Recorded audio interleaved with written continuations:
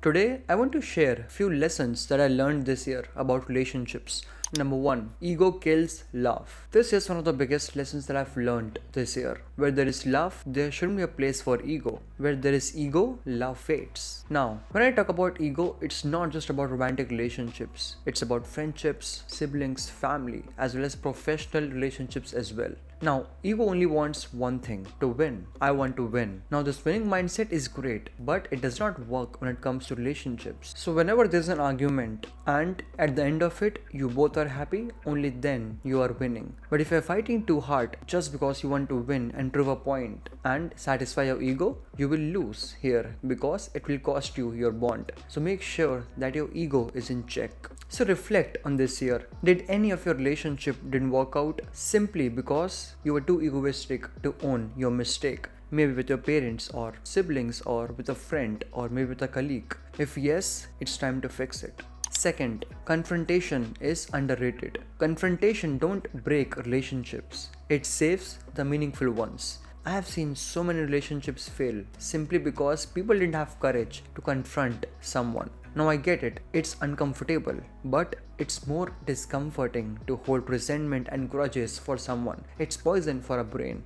The truth is, no one is perfect. We all have flaws. So it's not fair to expect someone to be perfect. People will make mistakes, our parents will make mistakes, our friends will make mistakes, and we have to learn to let it go. If you can let it go, great. If it's bothering you, you have to learn to confront them. Now, if you're thinking that, do I have to go first? The answer is yes. You'll have to initiate that. Why? Because you are here. You are learning about new things. You are curious about relationships and love and how you can be better at those. So yes, you have to initiate first. And then when your family and friends will see that you are being straightforward, you are confronting, you have this courage to speak out things, they will get courage from that. And I'm sure they will practice that as well. Third, forgiveness frees you. There is a quote that says, forgiveness is not a feeling, it's a commitment. How many of you broke a relationship this year?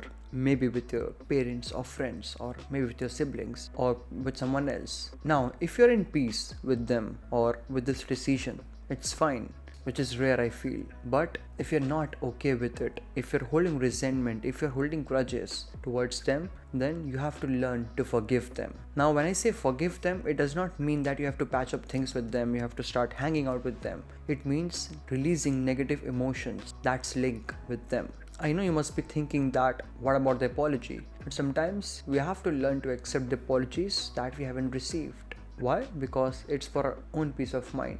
As I said, when someone hurts us, we put those people in this bad list and we hold on to that list. And because of that, it creates poison in our brain. And so whenever we come across that person or the name comes up, it releases negative emotions in our brain. But at the end, we have to realize that this is our brain, it's our mind, and it's our responsibility to keep it clean, to keep it pure and full of love. So for that, we have to let go of those negative emotions. So forgive out of love. You have to realize that life is short. We don't know how much time we have. We don't know how much time they have left. So eventually, everyone is gonna leave this world one day. So what's the point of carrying so much of negative weightage till then, right? So this year, practice more forgiveness. Make a list of all the people that have hurted you before. Forgive them without even telling them and just make peace with yourself. Fourth, be the person with high EQ.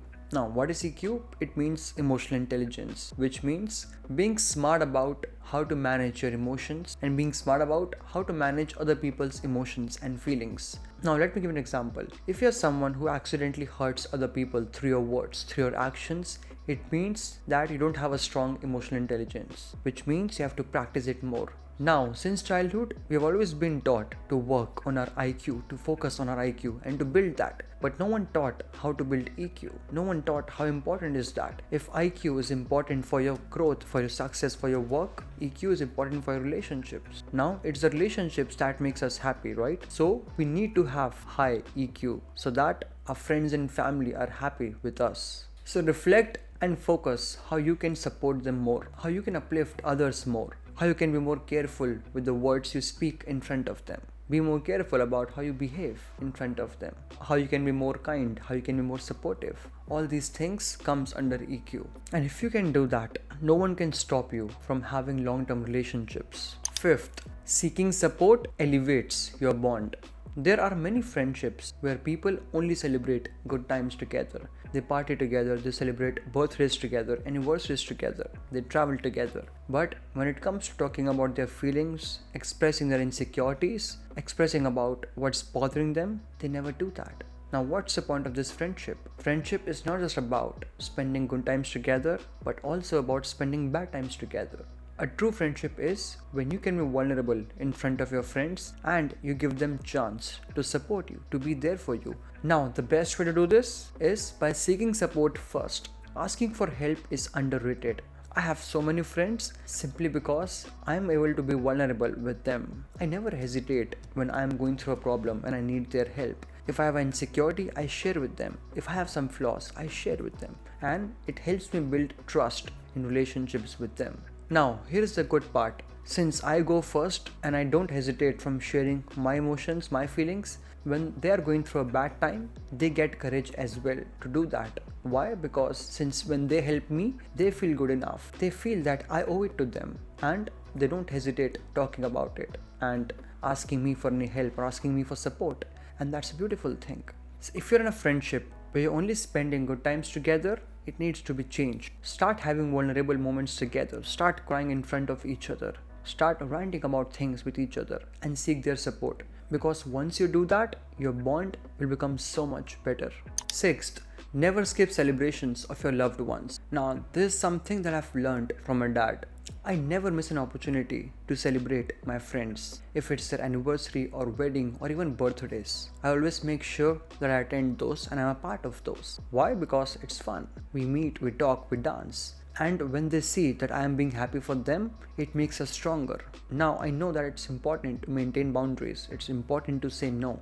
But we have to realize that life is short. We don't want to regret when we are older that we didn't spend enough time with our friends because we don't know how much time we have got. We don't know how much time they have got. So while we still have time, while we still can meet and celebrate together and celebrate life together, why not? So if this year you did not celebrate much with your friends, maybe next year, but be a part of their celebrations because when you do that, they will become part of your celebrations and it's fun. At last, if you like this video, please like, comment, share and subscribe and share it with your friends. Also, let me know in the comments which lesson resonated most with you and I'll see you next week.